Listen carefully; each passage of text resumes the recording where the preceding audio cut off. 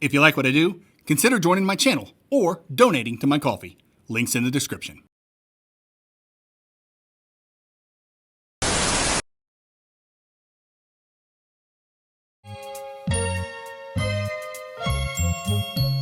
Who's that wonderful girl? Could she be any cuter?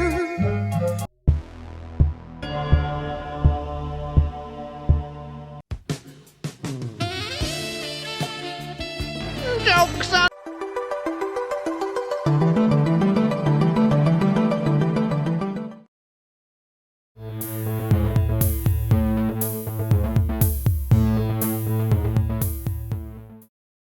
Nothing beyond this point caught my attention with its minimalistic aesthetic and odd premise. You're a cute, blocky character stuck in a world of expansive darkness. The Void. Typically, the Void is the last place you venture to in a video game, where the game's climax unfolds. So, it's a pretty novel idea to start players here. What do you even do when you start at the end, after everything has already happened and there's nothing left? I suppose that's what Nothing Beyond This Point is going to answer.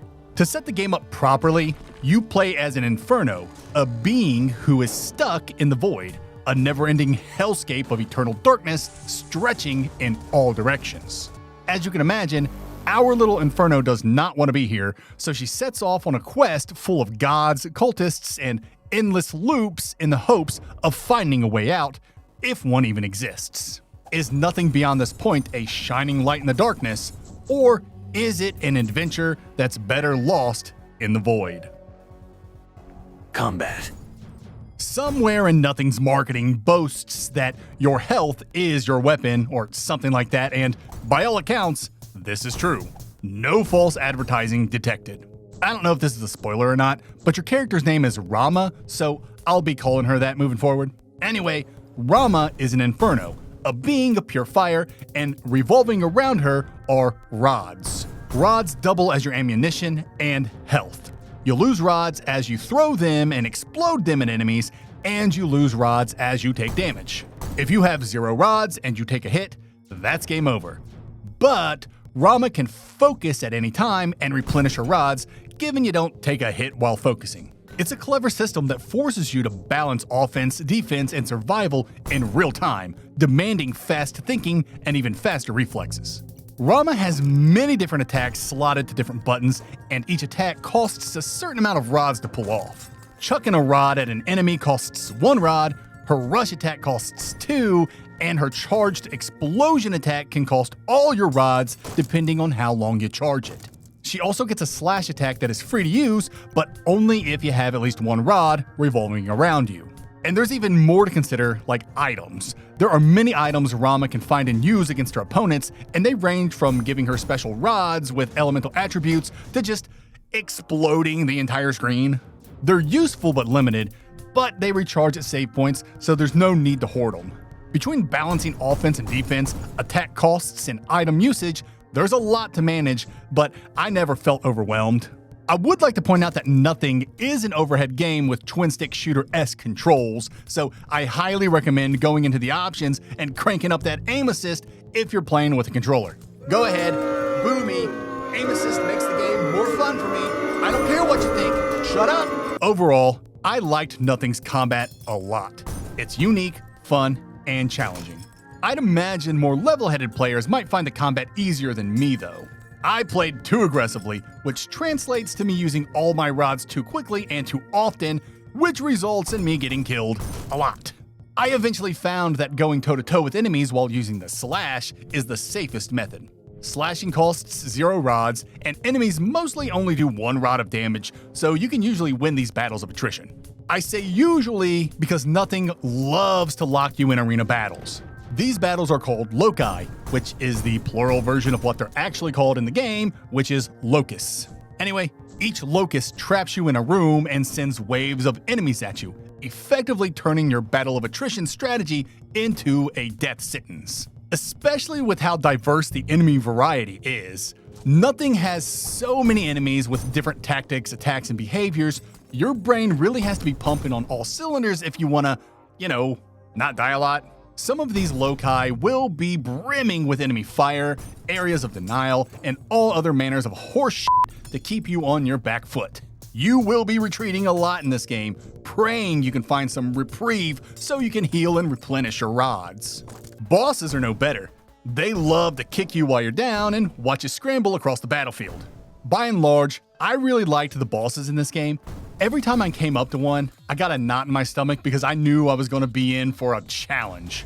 But most of the time, especially in the late game when I had some ridiculous power-ups and an incredible build, I was one-shotting some of these bosses. Don't get me wrong, there are some tricky ones that kicked my ass over and over again, but I never felt the bosses were insurmountable. You know the old saying, challenging but fair. And that'll do it for combat.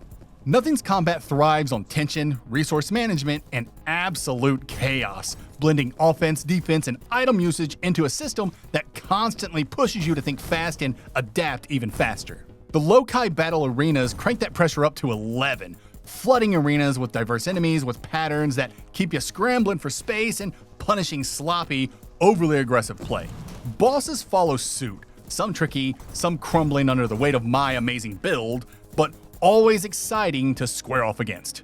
It's a demanding, clever combat loop that stays challenging, fair, and consistently fun from the first rod toss to the final showdown. Abilities, platforming.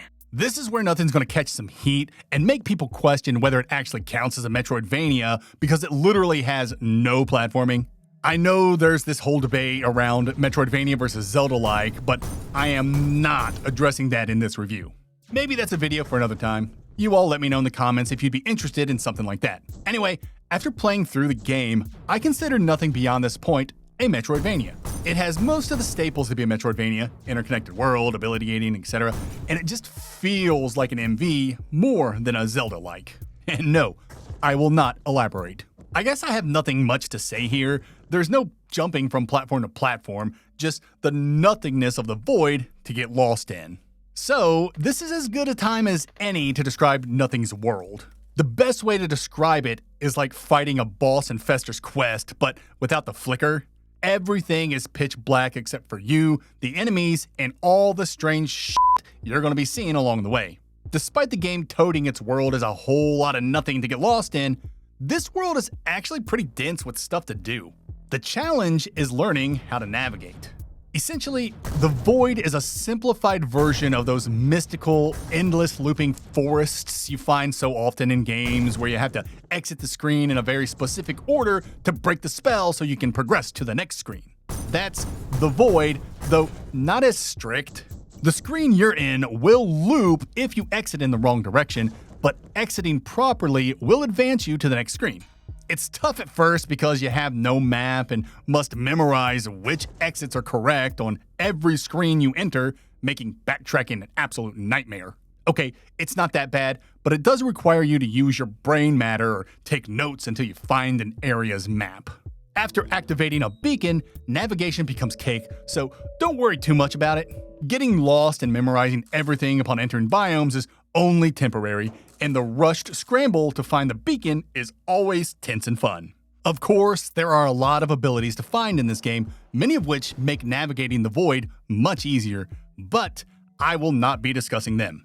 Nothing beyond this point is a game where going in as blind as you can results in the most fun. That's it for this section. Nothing beyond this point may skip traditional platforming entirely, but its ability-gated void still delivers a distinct Metroidvania flavor. The looping, pitch-black screens create a tense navigation puzzle where getting your bearings is half the challenge, and the scramble to reach each biome's beacon keeps the early game feeling disorienting in a fun way. Once you learn the routes and start picking up new abilities, the void opens up and becomes far easier to read, but the sense of mystery never fully disappears. It's unconventional, stripped down, and sometimes confusing, yet the density of things to do and discover makes wandering the nothingness more engaging than it first appears. Progression. Progression in Nothing is strange and varied, and is kind of another aspect of the game I don't want to elaborate too much on. I can comfortably say it's closer to a Metroid-like on the Metroidvania spectrum. There's no XP or leveling, no gear or even an accessory system, and no stats to worry about beyond damage and HP, which means increasing your rod count. But that doesn't mean there isn't a lot to do, find, and upgrade. The game essentially has two major enhancements: ability upgrades and sigils, both of which I won't go into detail because discovering these things and what they are and do is half the fun. I'll just say there are choices involved when upgrading these things, and those choices will determine your character build, so to speak. Ability upgrades can be swapped, so if you don't like a certain ability, you can swap it out for another ability, but this is conditional and I'll leave it at that. Just know there is a lot of variety to the special attributes you can give your base abilities, and they can be further enhanced and often swapped to earlier versions if you're so inclined. Alright, let's talk about carbon, this game's currency. You find carbon in chests by breaking environmental objects or by burning your foes alive. Nothing doesn't have a conventional shop, but carbon is used for two specific things: unlocking save points and tracing runes. Runes are basically magical seals that hide stuff from you. Interacting with a rune starts a minigame where you have to catch things until you reach your quota. It really doesn't make sense to me, and catching some of these things requires spidey sense levels of reaction time. But once enough things have been caught, the rune vanishes and you get rewarded with the thing it was hiding. Sometimes it's a lore tablet, sometimes it's a new item, sometimes it's something super weird. I'll leave that for you to discover. There's also this arrow minigame when you're translating books. I thought this game was a lot of fun. Speaking of books, the Void Log. Nothing has a lot of side quests you track in your Void Log. And these side quests vary from finding certain items to finding keys for certain locations. But I'm hard pressed to call everything that goes into the Void Log a side quest. Sometimes your Void Log pushes you toward your objectives and is necessary to review in order to progress the story. And yes, I said objectives, because nothing has multiple endings and the game does not make it obvious which task is working toward which result, though rubbing a couple of brain cells together will help you figure things out. I love how scattershot some of these tasks are. It makes sense you don't know which quest is attached to which result. It just makes the whole game feel more organic and less video gamey. And that's going to do it for this section.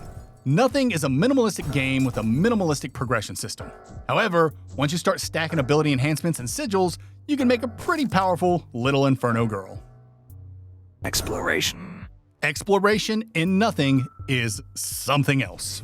I already mentioned the looping nature of the void in the abilities and platforming section, so I'll be brief. Almost every screen in this game loops upon itself unless you leave through the proper exit.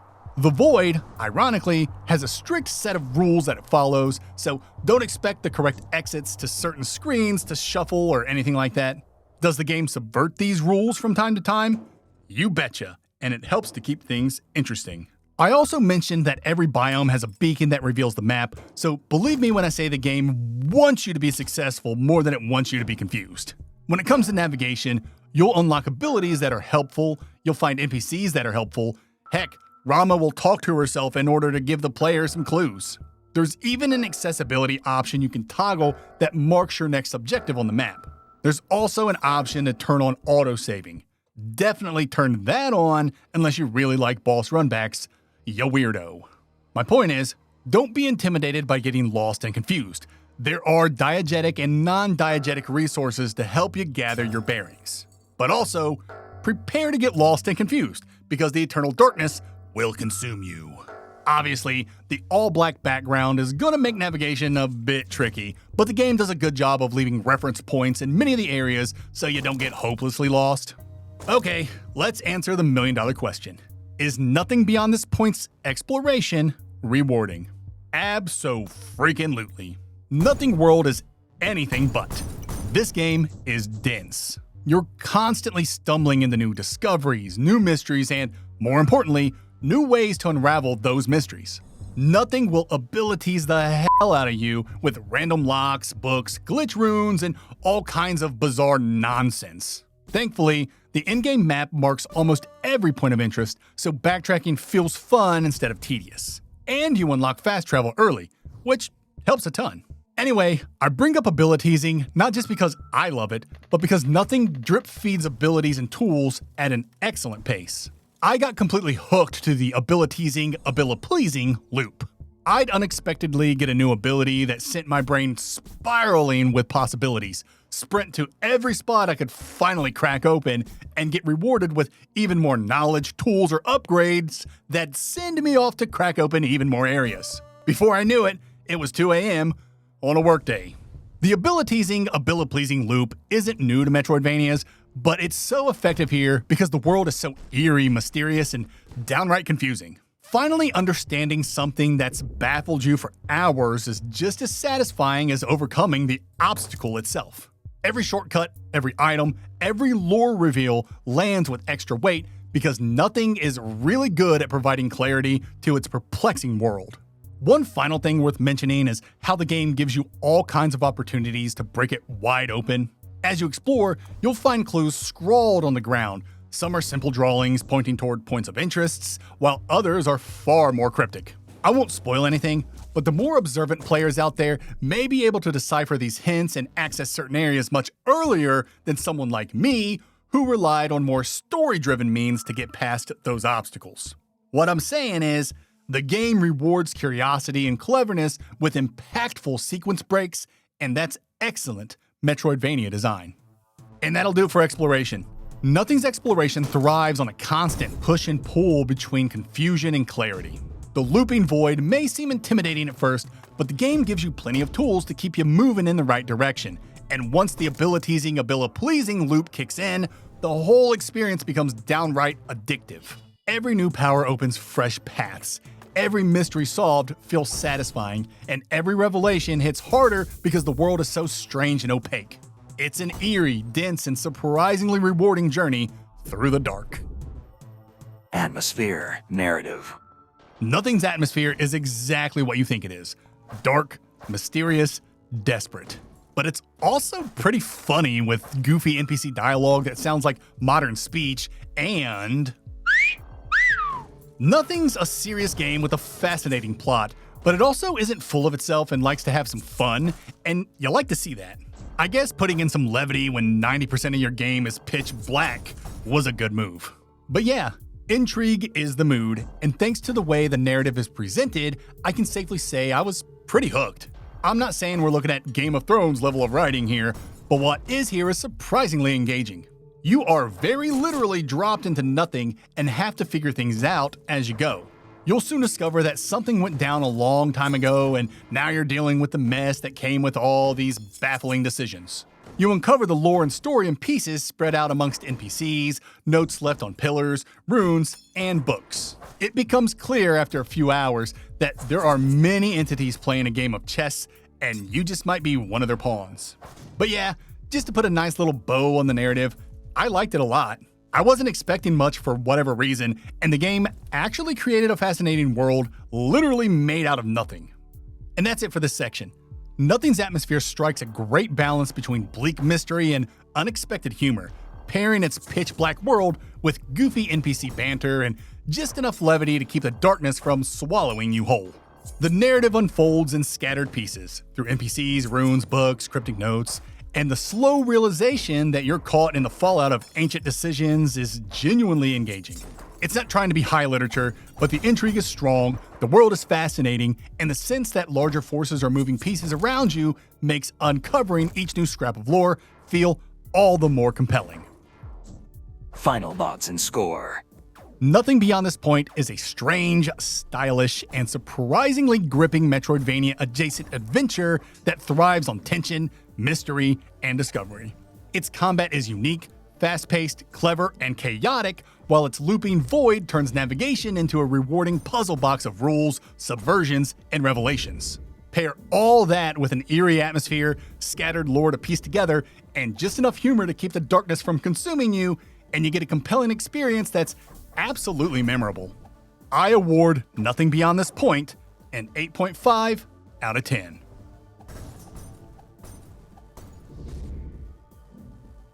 Nothing Beyond This Point is available on PC. I played it exclusively on the Steam Deck with zero issues, and therefore give it a Steam Deck rating of verified. Pair placement. Nothing Beyond This Point's combat is unique and fun, But the ability-pleasing exploration loop is the real star, drip-feeding new tools and insights at a pace that makes exploration downright addictive, especially in the late game when everything starts coming together and falling into place. But it's tough to get over that "this is not a platformer" hump, which I know is going to be a sticking point for MV purists out there and thus must reflect in the game's placement. But pedantry be damned, this is an excellent and addicting game with Metroidvania soul. Nothing beyond this point gets lost in the B tier.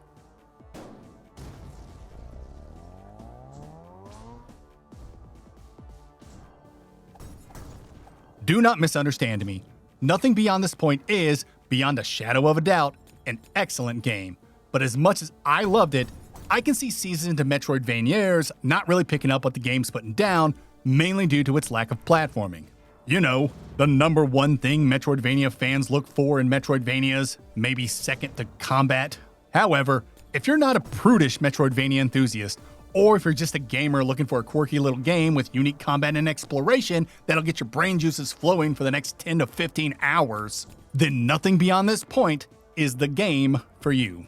And there's nothing beyond this point, because it's the end of the video. That's my stupid wordplay to end this review. You can start the booing now. Please. It's starting to get awkward. Ah, there it is.